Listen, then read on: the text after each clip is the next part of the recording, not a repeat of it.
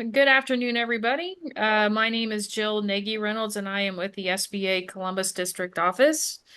And we are conducting this webinar this afternoon as a part of a series of trainings that we've been doing leading up to the Ohio Business Matchmaker, which is very fast approaching on May 8th and 9th at the Nutter Center in Dayton.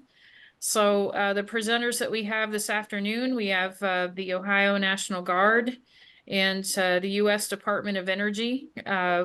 It's always very important for us to be able to provide training on how to do business with federal agencies, and we're very happy to have the presenters that we do have here today. Before I get us officially started, we also have Joseph Scott from the Ohio Department of Development. He's with the Ohio University Apex Accelerator Program Manager, so very happy to have him with us here today as well. This webinar will be recorded and will be available on the Ohio Business Matchmaker website in about a week. If you've gone to the website homepage, if you click on webinar registration, you'll find a listing of recordings and the slides from those recordings or from those presentations available for you to view. All of the trainings are really great resources for you as you prepare for the event. So I will go ahead and Joey, I am so sorry. Are we covering Apex? I should. Yeah. Yes, I'm going to turn it over to Joseph Scott. Sorry about that.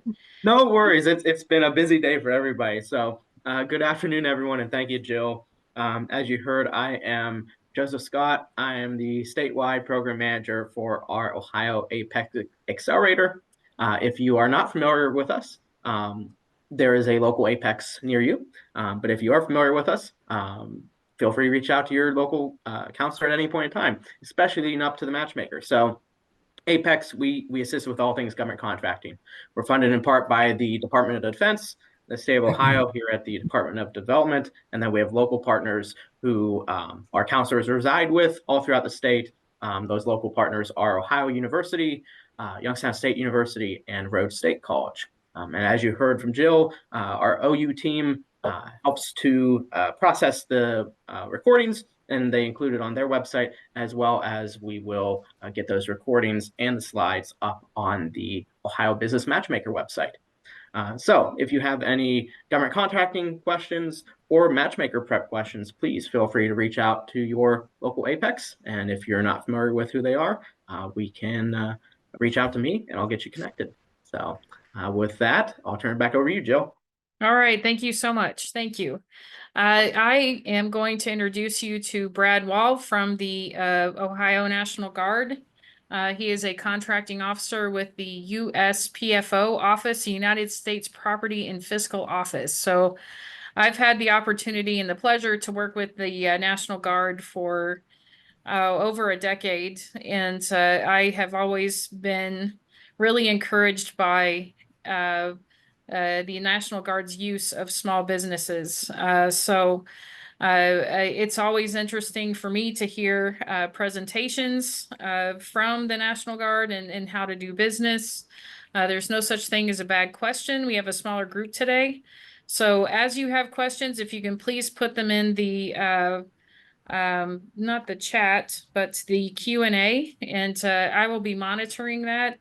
And I will post the question to Brad at an appropriate time. So I am going to go ahead and turn it over to you, Brad. Thank you so much. Okay. Sure not muted. Jill, thank you and welcome. I'm going to share my screen, and since it's a small group, I may veer off script a bit. That's okay. But let's see here. This full screen.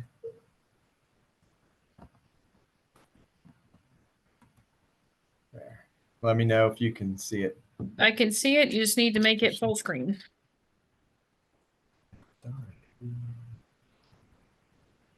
Okay. There you go.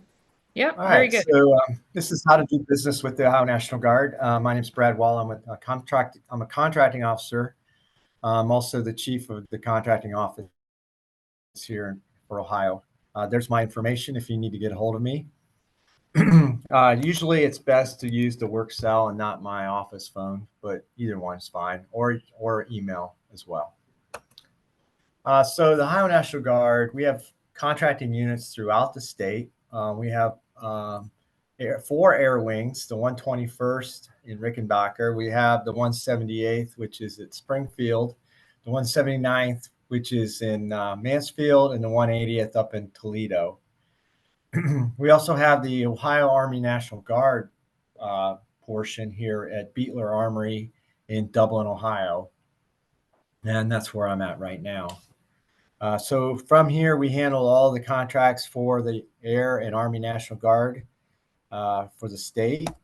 Last year, we did 480 different contract actions. The large bulk of them, 347, were done by the Army in the office where I sit now. The wings have their portion, as you can see on the slide. Mansfield is bigger last year than normal because of the changeover. They're switching their mission to a cyber warfare mission, so they'll be doing a lot of cyber warfare type of activity, new facilities and things like that. So that's why they're larger than usual and probably continue for the next couple of years. Of the 480 contracts last year, we awarded over $52 million. The bulk of which, of course, is the Ohio Army side, 23, almost 24 million. Mansfield came in around 15 million, so quite a large number of dollars. But what's fascinating is we focus it mostly for small business, and this slide shows that last year 90% of all of these contracts went to strictly for small business. Of that's broken down into small disadvantaged, service disabled, women-owned, hub zones. So we also are told or asked to meet these certain targets. And we're proud to say I think we've met all or exceeded them all in the last 7 years. I'm going to go slightly off script because it's a small unit. This is the system that we use to track it. And I like to share this because it's kind of, this is live data currently where we're at. This is the small business for the entire defense. So you have the Army, National Guard Bureau, everybody. And you can see only 28% of it goes to small business. As we break it down to the National Guard, it's much higher, 82.98% for small business. And then as we break it down even further, we can go into regions, and we're in Region 3. And our region consists of Indiana, Iowa, Illinois, Michigan, Minnesota, Missouri, North Dakota, and Wisconsin, and South Dakota. So in our region, we're at 59%. And this is where I like to point out. Let's look at Ohio. In Ohio, currently, we're at 88%, so a little less than last year. The red bars are what we spent last year. The blue bars are what we're doing now. As you can tell, because of the way the money flows into the federal government, if there's no budget, a lot of times we can only have, or we're limited in what we can purchase. So last quarter, we had a very low quarter.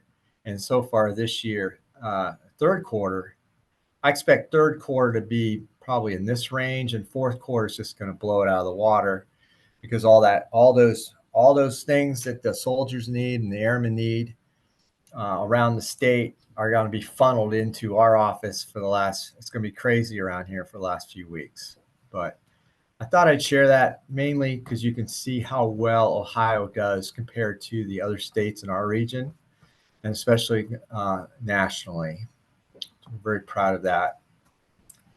As I'm going through here, if anyone has any questions, feel free to chime in. I can look things up or ask you or help you. We don't need to wait till the end. So while we put that money where it is, well, where's that money go? Hang on. Next slide. So a lot of it is for construction and maintenance around the state, IT services, healthcare services, subsistence, food and lodging for the soldiers and airmen. We buy things like firefighting equipment, prefabricated and portable buildings, office furniture, video recording, caterers, food. It's a very large variety of items. And the next slide, I put a few photos of some of our recent projects that I've done. And it's not sliding.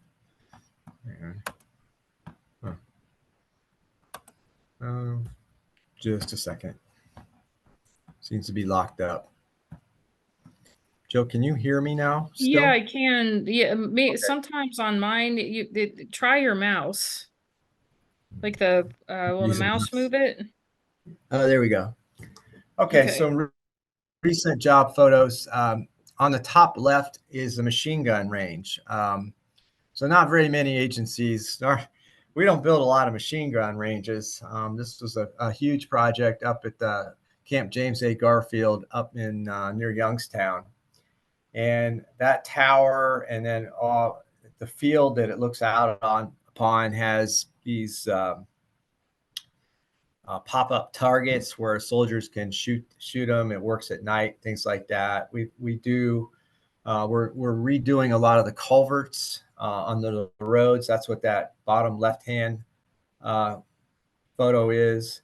We're repaving a lot of the roads, and that middle photo is the finished culvert with the guardrail, and we're going to repaving it. And then that top right full photo is a kitchen that the soldiers will be able to use when they're staying up there for drill weekends or during their 2 weeks of annual training. So our impact is going right directly to the services and helping our soldiers who are our family and our relatives and neighbors who are in the National Guard. So in order to do this, we rely mostly on small business, as you can tell, 90%. How to do business with us is we're required to post everything on the government point of entry, which is sam.gov. And we're not allowed to award to you unless you are in sam.gov. So first step, if you're not already in sam.gov, is to log in and fill out the questionnaires and to register. Once you're registered in sam.gov, then you can start searching for Ohio National Guard active opportunities, and we normally have to post them depending on the dollar value in maybe two weeks or 4 weeks, things like that. Especially right now going into the summer session, you saw where budget wise we're going to be really getting a lot of requirements. Now would be a good time to log in and start seeing those opportunities and follow the instructions. If it says to submit your quotes in a certain manner, in a certain number of pages, by a certain date and time, you have to follow those to the letter, because that's, we're always above board. We always want to make it fair for everybody. So that means we have certain rules, and the rules are, if the cutoff is at noon on Wednesday for quotes, you have to get your quotes in by noon on Wednesday, or you might not be considered. So follow the rules. If you have any questions, you can reach out to the contract specialist that's listed in SAM and put in an RFI or whatever to get those questions answered. But generally, it's pretty easy. Just go on sam.gov, look for opportunities, and apply. We bend over backwards to support small business. It's always our first choice. So again, thank you for your time. Again, here's my my contact information. If you have any questions, please reach out to me. Thank you. Are there any questions? Does anybody have any questions? Will you be at the matchmaker, or there be a group at the matchmaker? We are going to have 2 guys from the Air Force who were there last year, Lieutenant Nuttall and Captain Andrews, and then I'm going to send 2 new people from my office. It's such a good event. I like to spread these good deals to everybody. I think it's good that they get there. So I have 2 new people that have never been to it before. So we were just talking about that at lunch. So they'll be there on, I think, May 8th and 9th, right? It's the second day. May 9th is the matchmaking. Yeah, they'll be there on May 9th. So we'll And have so 4 people. you got some kudos for a very clear explanation. So okay, thank you. And I just I wasn't expecting how high of a percentage of small business. That's amazing. Go Ohio. I report this every week to Colonel Caldwell, and we track this. And as we're rolling along, I'll say, hey, we're a little low on disabled veteran stuff. What's going on here? Let's earmark some of these for disabled veterans. Hub zone, look at this right now. We're at 1%. We need to be at 6. So that's how we, generally operate. You have to plan ahead. You have to look at it, because sometimes you won't hit your target because if something falls through or whatever. I mean, bottom line, we have to get the items too that we need, but at some point maybe there aren't any service disabled businesses that we can award to in this category. So we've been doing this long enough, though. We have an awful lot of IT firms in Ohio, and that's generally a question that we get of all agencies is how does your agency buy IT? Is it through your office, or how can they get additional information on that? I think how IT works for us is if it's something that's like a service, like you're coming in, you're going to rewire a building, we'll contract that out. But if it's something that we're buying, like computers or laptops or screens and things like that, that's done through Chess buy. I don't know what it stands for, but it's called Chess. And that's a national level. So we're required to use Chess to buy certain things like that. These are like large national contracts that have already been negotiated. So. And that's like Army wide, isn't it? Army Chess. That's Army wide. That's not Ohio National Guard. Yeah. And the Air has a different, I forget the name of their program, but it's very similar. So that does limit us a bit. We're not buying local computer parts, things like that very often. Well, I found that a lot of federal agencies are required to buy off of some of their. Yes. Yep. Yeah. Yep. Okay. Well, I don't see any additional questions coming through right now. Well, I do have one other thing I could share if you want. Sure.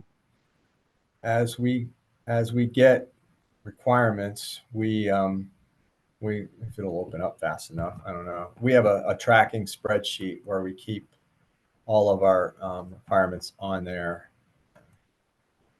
And we look and see, this is like current active stuff, but it doesn't seem to be opening up. Well, here it goes. I mean, I don't want to take too much time. Oh, you have an hour, so you got some time. Well, I mean, I don't have an hour. Yeah. All right, hang on. So is this outside of SAM where people can go and see active requirements? No, this is internally only to like the people in my office.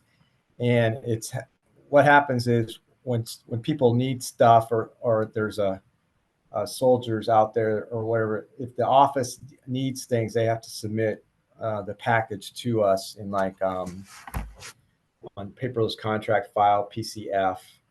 And that gets routed to our office, and then we basically analyze what's in the file and start making the solicitation and things like that. So this is active workload management right now. I do allow the agencies to see this spreadsheet so they can see where things are being ordered.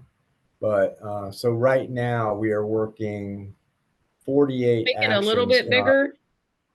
uh, If you can't, I'm just trying to see the type of work. yeah, okay, hang on. Oh, okay. All right, so we've got currently, this is like we were working 46 purchase requests for 6.7 million. And these are meal requests at CJAG. So we have blanket purchase agreements with caterers in that region. So we post out to them only because they're, that say there's 3 of them. Well, are you able to provide meals for we have $9,000 to spend essentially between May 2nd and May 17th. So we post this out to the BPA holders, and then they have to have their quotes to us by April 23rd at 10 o'clock. Then we pick the most advantageous one there, the lowest price essentially. So So that's where's so looking CJAG? at things that were CJAG is up in Youngstown. It's a Okay. giant. That's where they do a lot of the training. Remember that Mm-hmm. picture of the machine gun range and Mm-hmm. stuff like that? This is like the size of Manhattan up there. It's huge, and there's Oh, wow. tank trails, there's helicopter ranges, there's all kinds of things going on up there. It's like our training centers for the whole state. So, but it's sort of out in the middle of nowhere. There's not much there, so it's kind of, which they like it that way, right? But so these are for that. So let's see what else we got. We have switches. These are computer items that we talked about. Routers, conference phones. We have promotional items for the. This is for recruiting. Mm-hmm.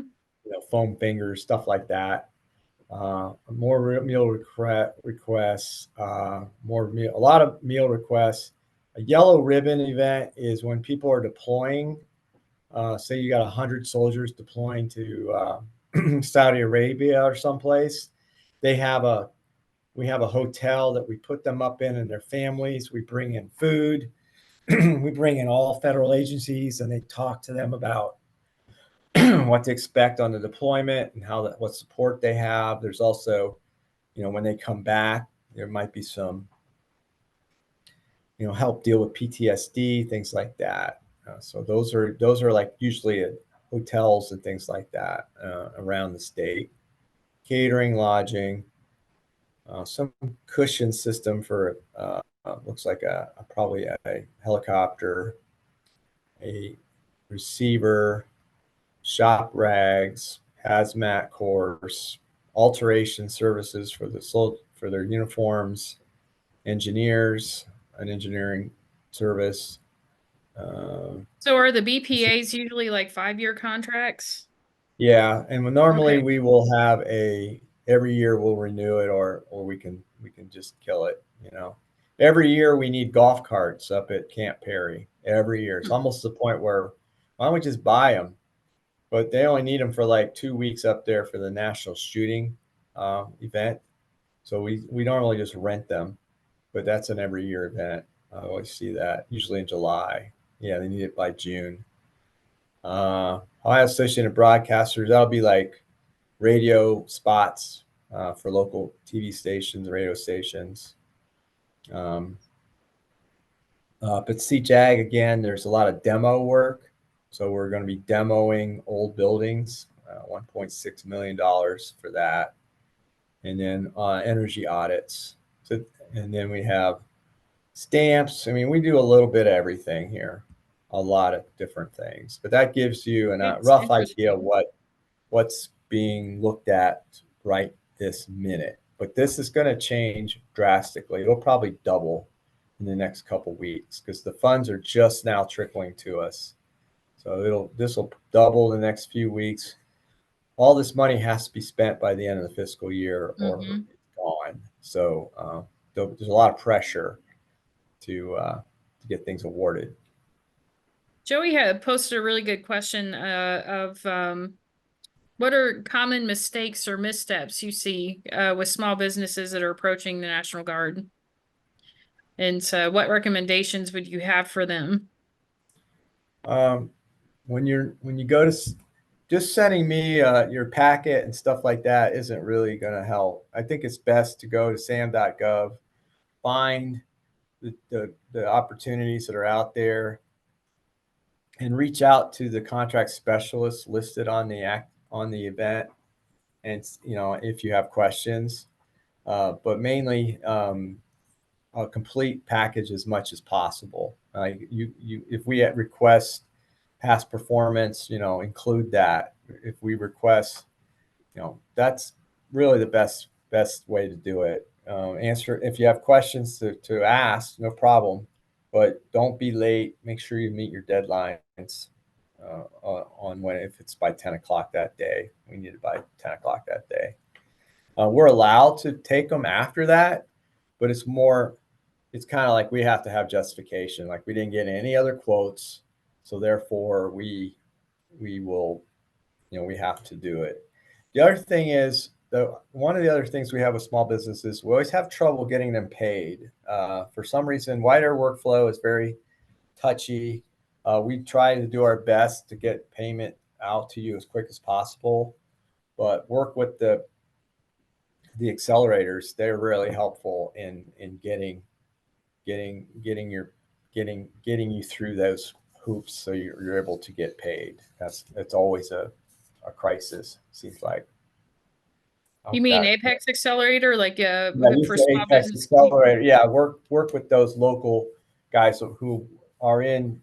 They're able to talk the small businesses into how to fill out the paperwork properly for wider workflow.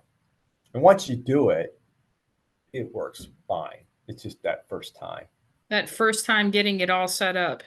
Yeah. And for those that don't know, wide area workflow is, I believe, and you correct me if I'm wrong, Brad, it's used for like all DoD contracts. Yeah. So, Yeah. And it's yeah. required. We can't send you a check or, that type of thing.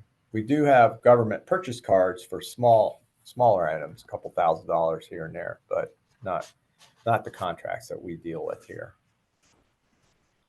Those all go through wider workflow. All right, very good to know. Trying to think of so to see active requirements for National Guard, the best way is to go on sam.gov. Yeah. Okay. I could And I know probably, there's ways to filter on there.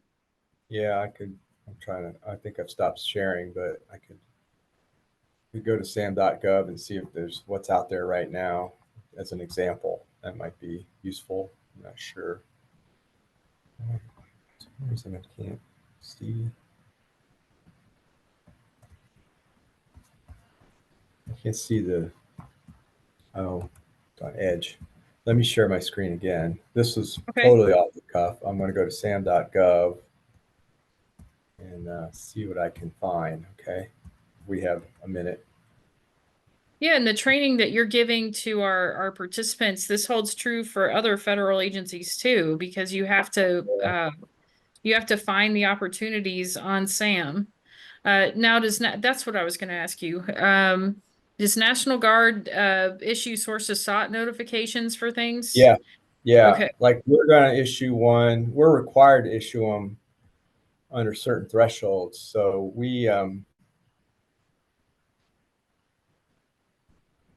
so here's sam.gov. I haven't been in it in a while, honestly. So how do I sign in? Okay. My screen will probably look different than a vendor. It's got to, but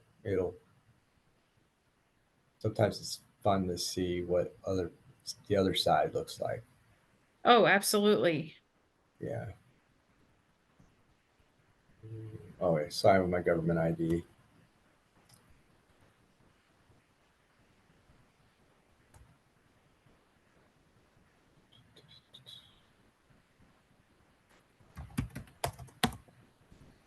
And for those that aren't familiar with the sources sought, that's a very important market research tool that agencies use to find out if there are qualified small businesses that are technically capable and able to perform a contract. It's not a guarantee of receiving a contract, but responding to sources sought notifications is a great way to not get in front of the solicitation, but it's essentially early enough in the acquisition process that you would have a fair shot as a business in preparing for a good proposal. Yeah, how it works for us is if we have, for example, we have we're on a demolition project up at CJAG.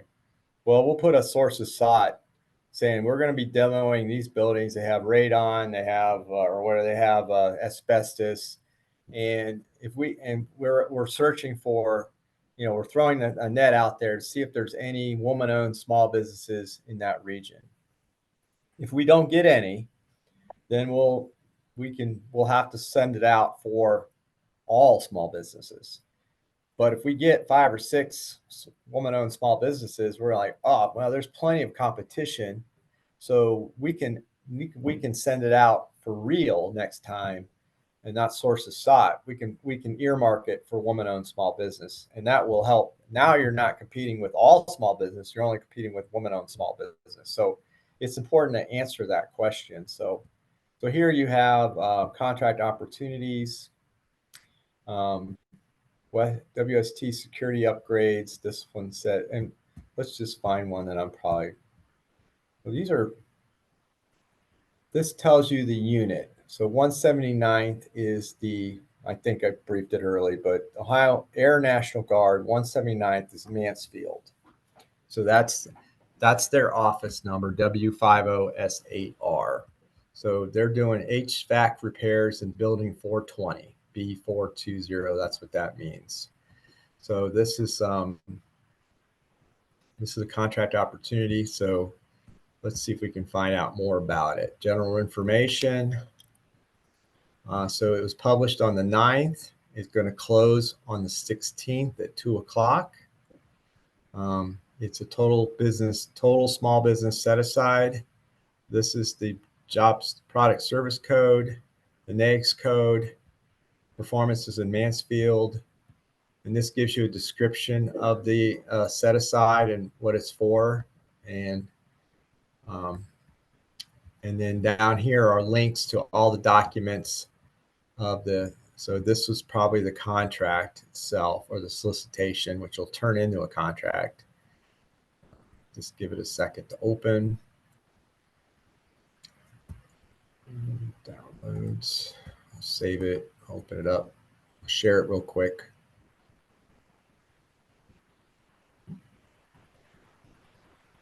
And if any of you are seeing like a demonstration of SAM.gov for the first time, there is a lot of different documents that you'll have to open and look through.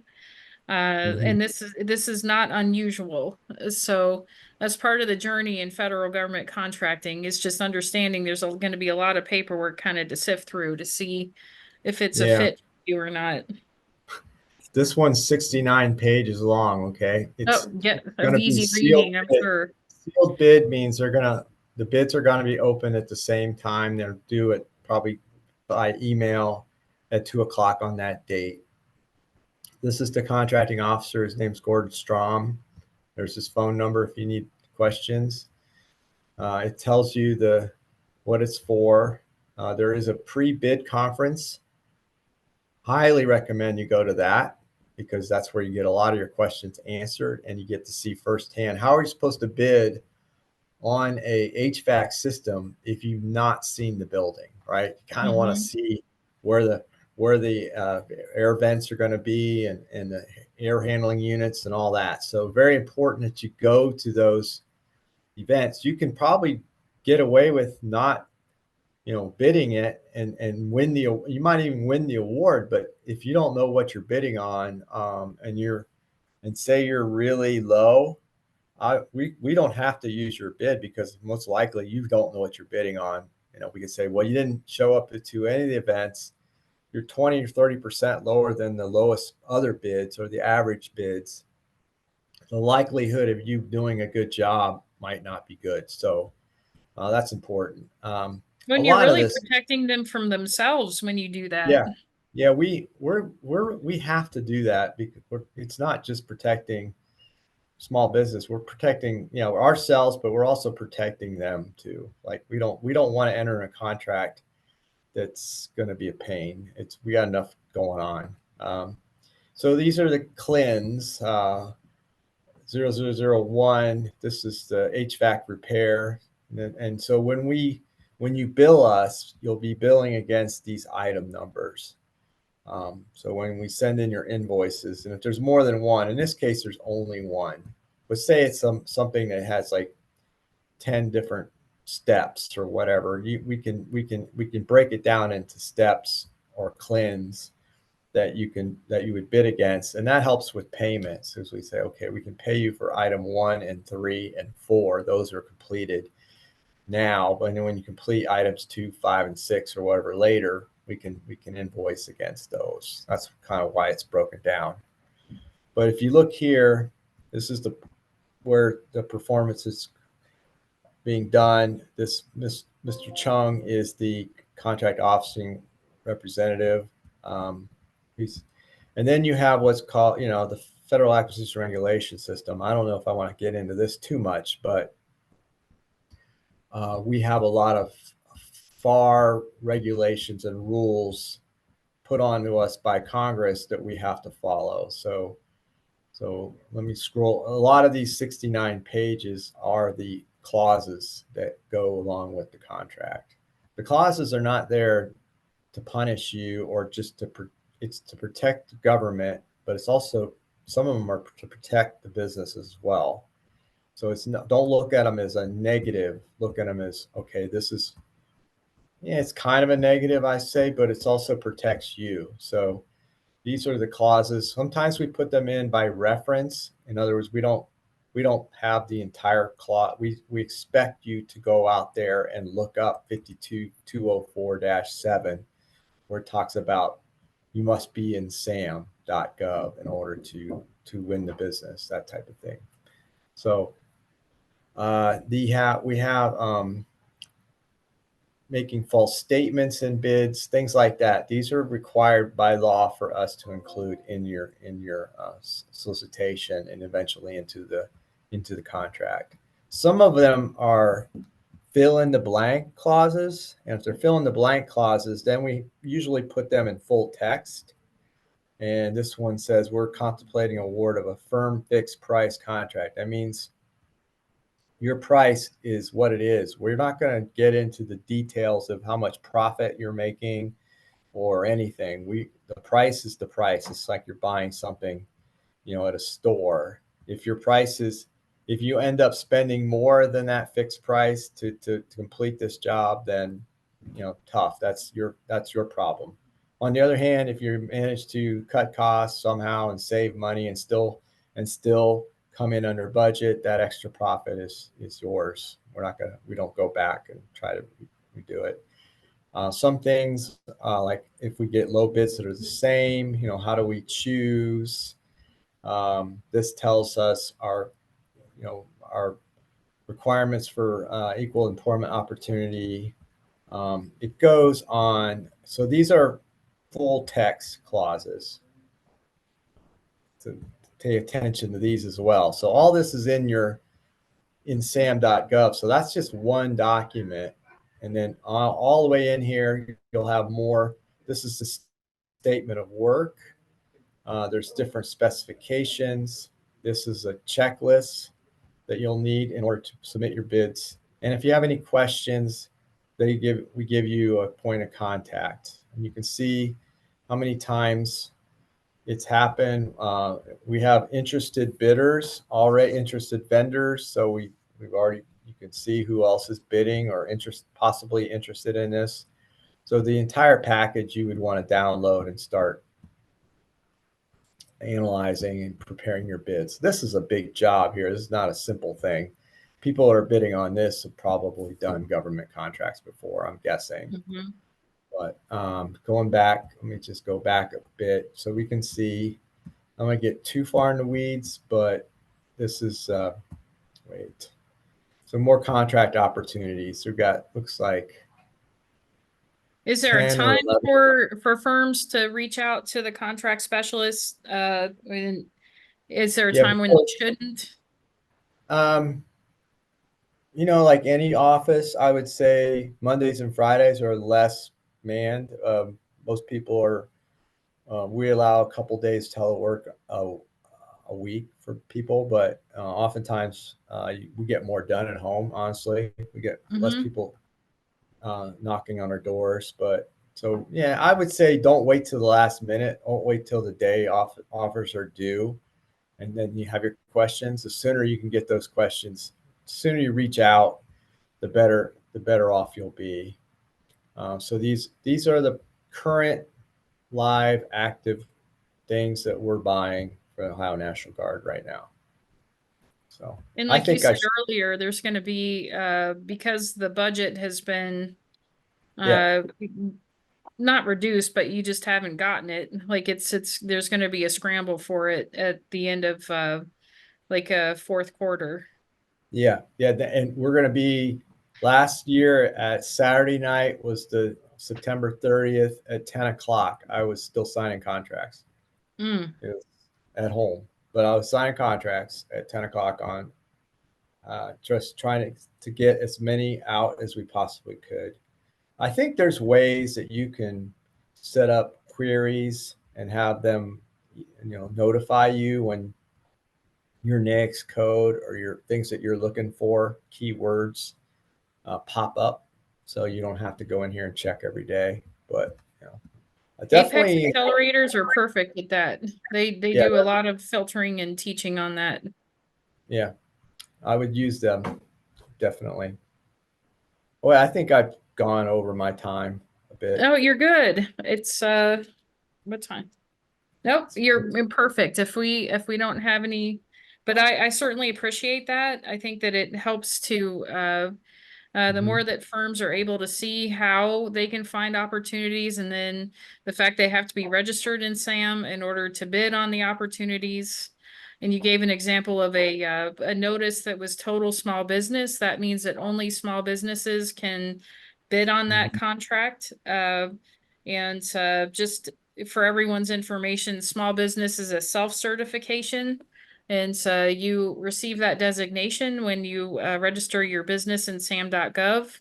If you're a service-related industry and your 5-year average gross receipts are below the size standard for that particular requirement in SAM, then you would be considered a small business. So just pay attention to the notice types when you're in SAM, because then that'll give you an idea if it's, for example, full and open competition. That means that you're bidding against the giant contractors out there. But if it's small business, it's a more limited pool. And then you can go farther down into woman-owned or hub zone or 8A or service disabled veteran owned. So if anyone has any questions about that, you can ask me. But I would say thank you so much for your time today, Brad. It's much appreciated. And Mhm. I look forward to seeing your team at the Matchmaker. So, and you said Yep. you have two representatives coming, so that'll be great. I have four. Two that Four. have been there, two that have been in it before, and two new Okay. ones. Okay. Okay. Excellent. Two from the Air Force, two from the Army. And Very I'll glad have to them hear it. bring all our requirements so we can, helps us. Thank you. All right. Very excited about that. Okay. Very good. Thank you very much, Brad. All Is it right. okay if I And drop off right now? I'm going on vacation tomorrow, and I got a lot of work to do. amen. No, you get that stuff done and enjoy your vacation. Thank you. All right. Bye-bye. All right. Bye. All right, Ken, if you wouldn't mind, we are going to go ahead and I'm going to introduce you. And So next we have Ken Johnson from the Department of Energy. That would be the U.S. Department of Energy Environmental Management Office in Cincinnati. And you are a small business program manager. So I'm very happy to, I'm very glad that you're able to present today. And we haven't actually met in person, so I'm excited to meet you in person. But so we're going to learn about doing business with the U.S. Department of Energy. And just like the prior presentation, everyone, if you have any questions, if you can please put them in the Q&A. And I will get those answered, or I will ask Ken what the answer is. So, yep, I see that you're screen sharing and I see the full screen of your presentation. Very good. I will go ahead and turn it over to you. All right. Make sure you all hear me okay still. Yes. Yep, I can hear you. Perfect. Thank you very much. My video is not working very well today, so I'm just going to be audio, and hopefully that's all right with the presentation going on. Thank you again for inviting me here to present, and I would like to say I hope that everybody was able to listen, take some notes, or go back and watch Bradley's presentation, because there was a lot of really, really good information on there that I think, especially if you're starting out, it's really valuable. And it's the kind of thing that can make the difference in understanding just how to get started, which that can sometimes be the toughest part. So again, I'm Ken Johnson with the Office of Environmental Management of the U.S. Department of Energy. So what we do in a nutshell is we clean up the Cold War legacy across the country. So across the country, we still do have a lot of facilities that were involved in the production of nuclear weapons, from the very processing of the uranium itself, all the way into building a working, ready-to-go warhead that is then transported for storage and hopefully not use.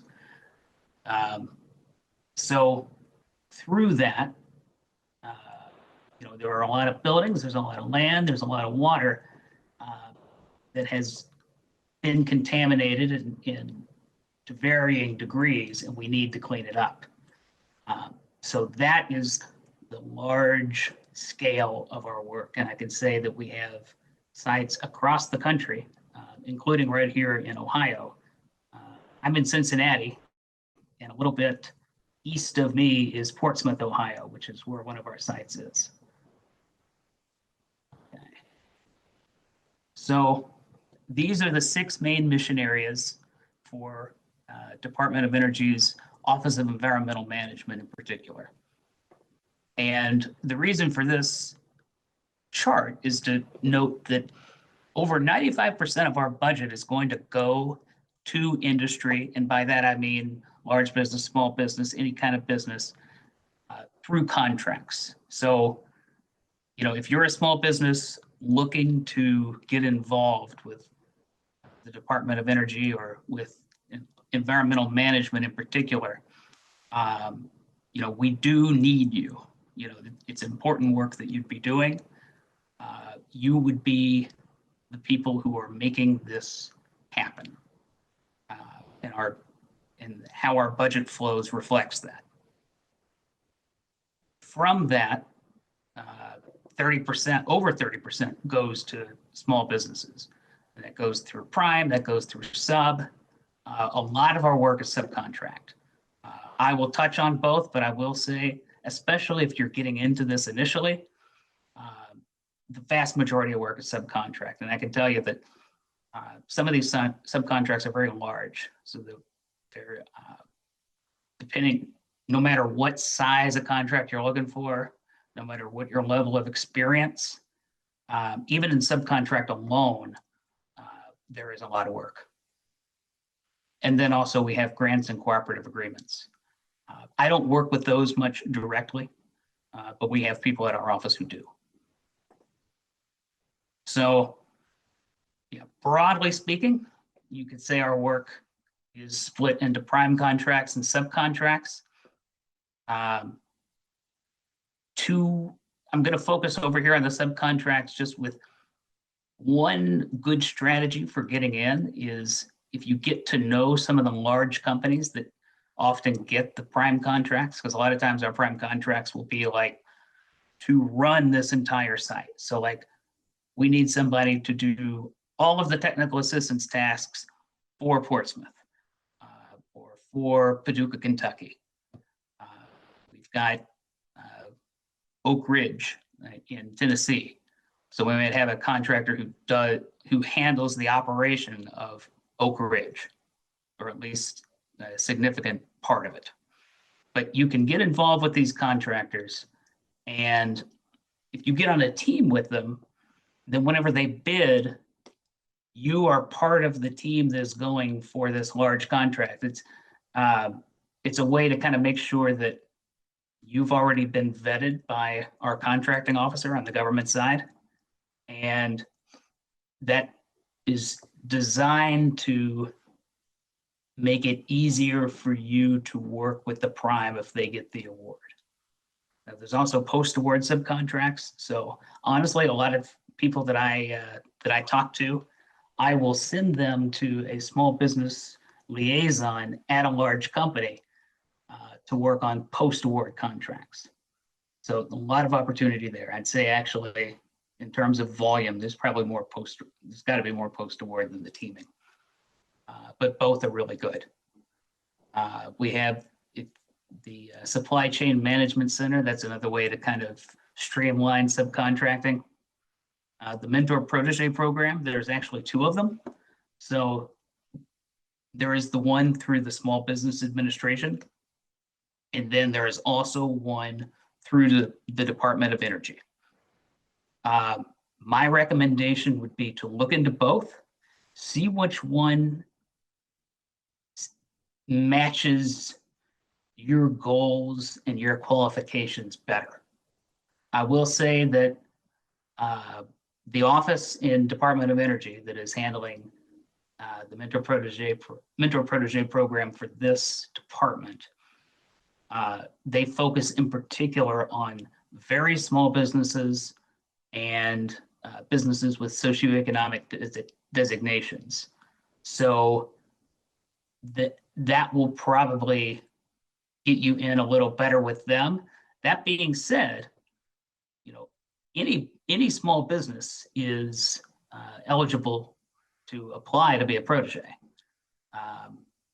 And no matter which one you join, whether you're in the SBA or the DOE, you will be able to bid on Department of Energy contracts as a mentor protege. In your case probably would be as a protege, and then a more experienced company would be the mentor. Ken, So I we have a have- question. Yes. So with the Department of Energy mentor protege, is that just for mentor like Department of Energy contracts? Or where actually the mentor protege agreement, does it work like SBA's program where you could form a joint venture agreement as a result, or can you bid on contracts through the mentor protege?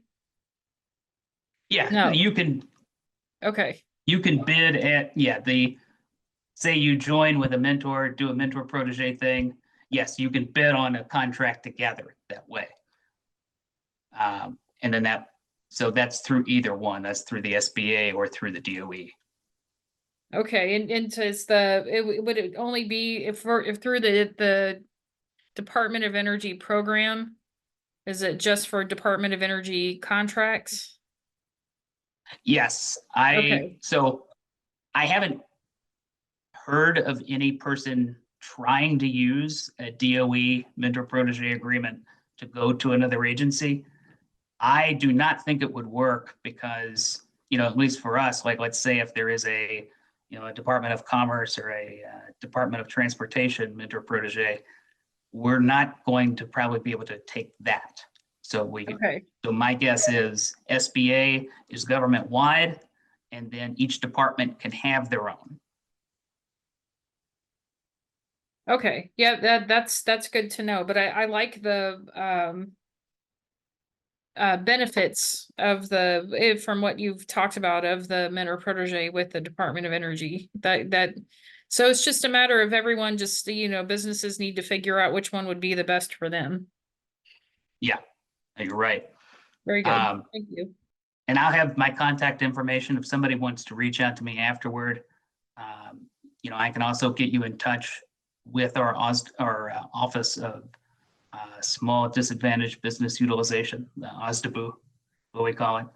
I can get you in touch with them. I can talk to you some about the programs further if anybody is kind of at a crossroads of where they think they should go. Happy to talk that through. So it's just a little more on, I've talked already about the mentor protege program. We do direct contracts to small business as well. Actually, in a few slides, you'll see some that are direct and are pretty substantial and did go to small business. One thing I will note here is that with just the departments, so just us, the Office of Environmental Management, we have a goal of 1% of our spending to go to native, tribally owned enterprises. So there's a number of types. There are tribes in the lower 48. There is Alaskan Native. There's Hawaiian. I mentioned this because this tends to be most of the tribally owned entities are in the West, but there are some here. About 2 weeks ago, I was talking to one that was based in Louisiana, and I've talked to another in New York. So they're all around the country. And if, for example, one thing you could consider is pairing up with, just like you pair up with other companies, you could pair up with a tribally owned company and kind of take advantage of some of these goals. Our intent is to make our procurement process as open to everyone as possible. So, even in instances where it might be something for which maybe your company doesn't directly qualify, look into opportunities to pair and partner up. A lot of the successful bids that come in are through partnerships and JVs. So, let's see. And then one thing I'll mention about subcontracting is our large contracts have a goal for how much they must subcontract to small business.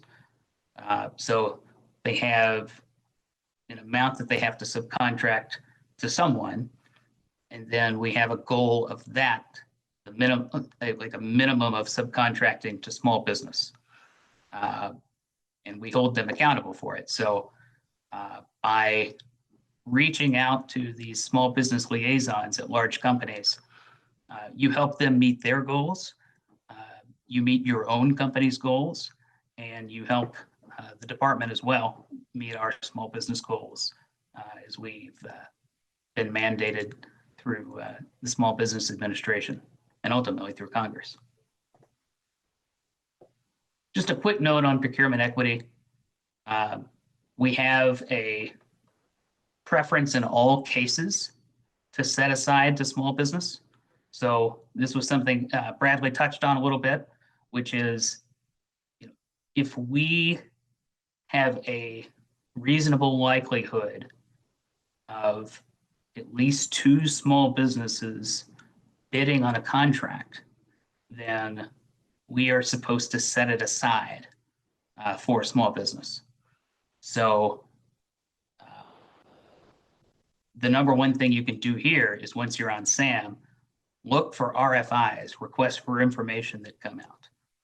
respond to those if it's work that interests you, because that a lot of times is the primary way that a small business can tell the government in an official way, yes, we're here, we can do the work, we want to do the work, and we're thinking about bidding. That has, I mean, I've seen it, that has made the difference in whether or not something is set aside. So keep an eye out for those RFIs. This is just something about how in our contracts, we have clauses specifically set to promote small business. So Section H, a lot of times in a large company's contract, will have a requirement for subcontracting their work. And then there will actually, in some contracts, be a clause that reduces the fee, reduces the profit for a company if they don't subcontract a small business without reasonable cause. So, you know, the only way I could see that not being applied is if they could really show that there was just no way to do it. And I can tell you that that's generally not the case. There's usually a small business out there willing to do any kind of work. And as more of your companies come in, you make the industrial base even stronger. Sections L and M, these will be, so section L will be instructions on how to bid. If you're not familiar with sort of how a federal RFP, request for proposals, works, it'll be broken into these sections. L will be instructions on how to propose. Section M will be how we evaluate the proposal. RFPs are now coming out with small business participation requirements, so they must be bid. I mentioned teaming subcontractors. If you come on as a teaming sub, you don't have to get a second round of approval through a federal contracting officer. You've already been vetted, so we know that you can work with them. The mentor protege agreements I talked about, and then in section C, L, and M, overall improvements to process and procedures. We're always looking for input. And when we say from industry, we mean, you know, any member of industry, whether that's, you know, a multi-billion-dollar company that's been working with us for decades, or a small business that just got interested in it today and is going to register on SAM in an hour. We're always looking for ideas on how to do this better. So here's some sites with acquisitions going on right now. So PPPO, that's Portsmouth Paducah Project Office. So we've got a few at the sites. These stars are already set aside for small business. Oops. So you can actually see our technical support services for PPPO that's set aside for small business. The Oak Ridge Technical Management Admin contract, that's set aside for small business. And then these over here are ones that are out of headquarters. So these are out of DC. Now, you don't always have to be located in DC to do a contract for headquarters, but I would just say, look these up if they sound like something that might interest you, and see what the requirements are and see if it's a fit for you. These are a few more, as a matter of fact, actually these are just the solicitation numbers or for information on the ones that are coming up, 2 in the field, 1 at headquarters. And this is our website if you want to look into procurements that the office I work out of is managing. So the EMCBC is the Environmental Management Consolidated Business Center. We handle most of the contracting, at least pre-award contracting, for the Office of Environmental Management nationwide. So here's what I want to point out here.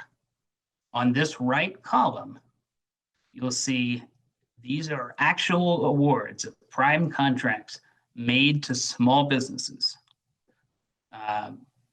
They go all the way back to 21. The most recent one, though, was last fall. It's a $200 million contract to a small business. We award real contracts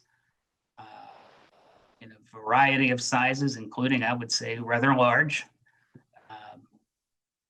And if you think that your company is a good fit for it, please bid for them.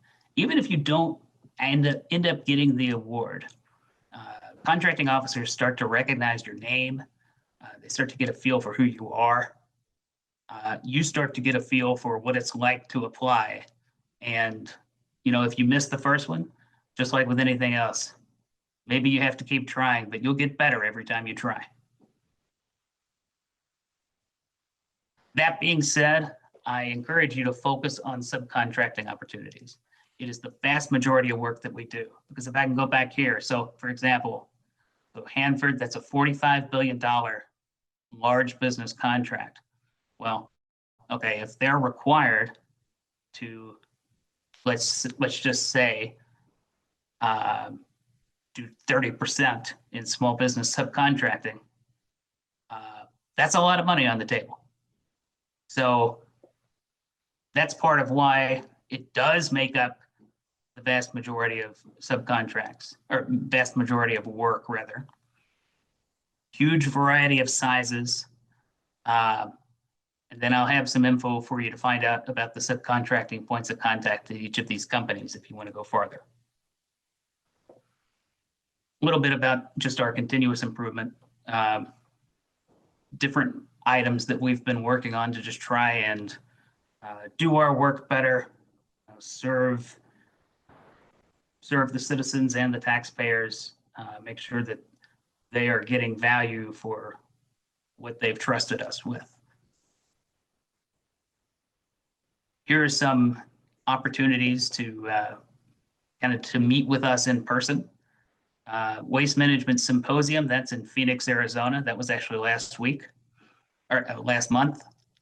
Ohio Business Matchmaker, we will be there. The Atiba Opportunities Forum. So next week I'm going to one in New Mexico, and then our biggest one is the Business Opportunities Technical Conference. It's always BOTC, and then I always mess up the T.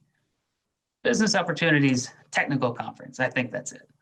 And if I'm wrong, just say BOTC. So this is going to be the third annual Small Business Thursday there. So as a matter of fact, the matchmaking, I believe, is going to be on Halloween. So bring a costume. And the Small Business Conference for the full Department of Energy, I should probably just call it the DOE Small Business Conference. That is going to be in Minneapolis on June 4th and 5th this year. A conference, the 8A conference, so for the National 8A Association, that was this February. So it's another annual conference. And then the Reservation Economics Summit, that is mostly American Indian focused, and it is in Las Vegas, usually in March. So this year it happened to be the exact same week as the waste management, so we had to split our team up to make sure we could cover both of them. Reverse Industry Day, in a nutshell, Reverse Industry Day is where instead of something like this, where I'm giving a presentation and you all hopefully are getting something valuable out of it. Reverse Industry Day is where we ask you to tell us what should we as the government know and how can we improve. It's your opportunity to tell us how we can do our jobs better. And that's not even a joke. We are always trying to do our job better. Sometimes the best way to learn that is from getting real critical feedback from the people that we work with. And the one coming up this October is going to be just exclusively small business. Okay. So subcontracting points of contact. I have a brochure. The one on the slide here is not fully updated. But we're going to be adding an updated one to this page. Probably today or tomorrow, it's going to be up on this page. And then there are some other resources for small businesses.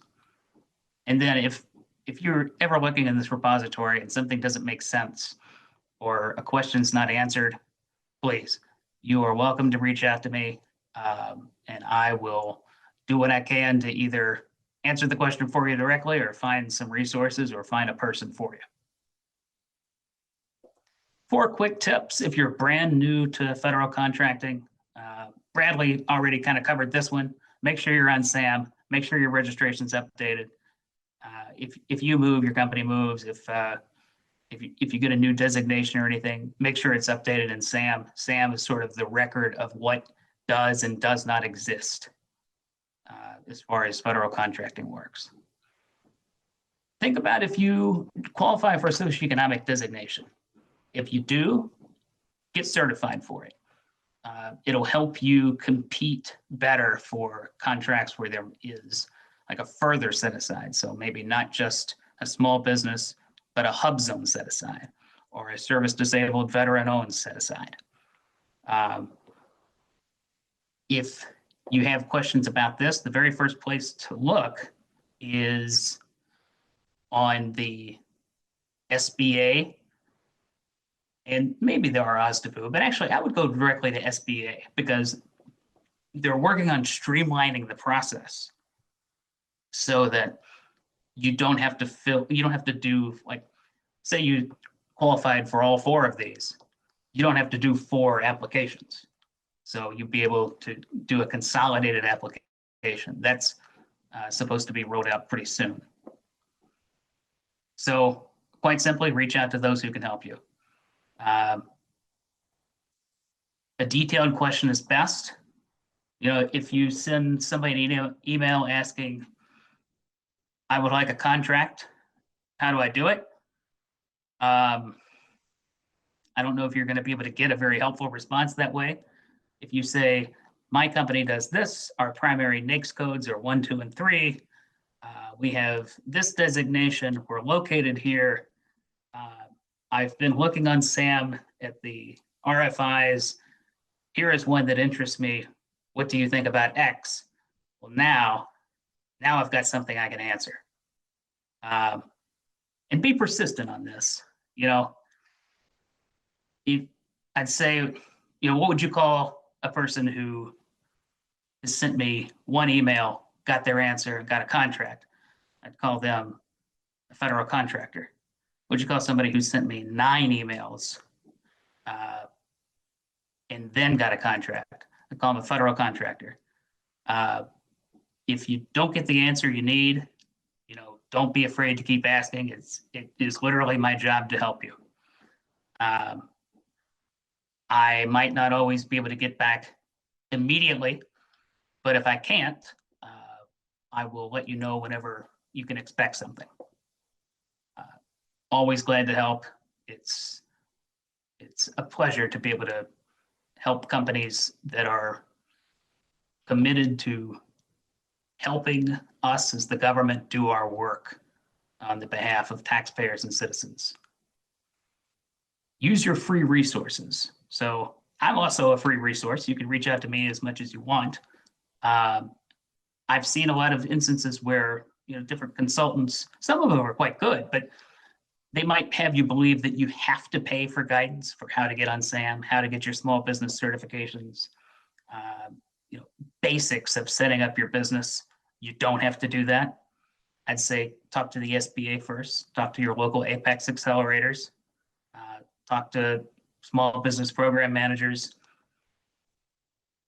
Then, if you still think you need to do something, I'd say talk to us again, because we really want to be able to give you all the resources you need without you having to hire another person just to be able to work with the government.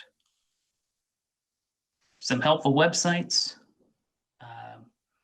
I believe these slides are being saved, so yeah, just hold on to these. And then if anybody has any questions. Thank you very much, Ken. I'd like to ask the same question that Joey posed before to Brad Waugh. What's a good way to approach the Department of Energy, and what are some missteps that you see that small businesses make when approaching the Department of Energy? So, if any, they may be perfect, yeah, which would be great. No, I would love if there were no missteps. I think that maybe two things that happen that could be that kind of hold people back. One is not doing enough research beforehand. So, like a lot of times that will result in a question, to me or one of my colleagues that is just very basic of like, hey, we sell this. Do you want to buy it? Mm-hmm. And that, I know that you probably didn't really look at what our office does. If you're able to find, like some sort of solicitation already on SAM and you can link your question to it, that makes it so much easier to be able to talk to you about it specifically and hopefully be able to pair you with a contracting officer or a subject matter expert who can talk. Now, a lot of times they're, the little standoffish, there's a lot of restrictions on how much especially contracting officers are allowed to talk about. But they can talk about some things. So the more detailed the question, the better. The less detailed, generally the worse. The second thing is I guess this is also related to not doing enough research, but it's going to the wrong place. So it's, DOE, I'm sure like other agencies as well, there's a lot of different offices. It can be pretty complicated. If you come to me and ask me about, how to do something that is like renewable energy or is, with a coal-fired power plant or something, all I'm going to be able to do really is just send you over to the Office of Clean Energy or over to the Office of Fossil Energy. So find out what it is you want to do, what the opportunity is, and where to start. And you're going to have a lot more success and waste a lot less time. I hear you. Just do your market research ahead of time because the more Yes. information that a business could give you as a small business liaison or a manager the more you're going to be able to help them. And I think that's very valuable. And what I tell firms sometimes, it can feel like government contracting, learning it all and being proficient in it can feel like a journey without a destination because every agency operates differently. But that you're in a limited pool this way. So, yeah, I really appreciate your time today. Does anyone have any questions? Absolutely. Let's see.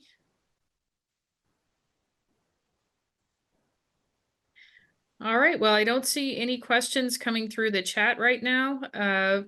Now, those of you who may want to listen to the recording or had questions about some of the topic that we covered, you'll have the recording will become available on the Ohio Business Matchmaker website in about a week and the Ohio University Apex Accelerator website as well.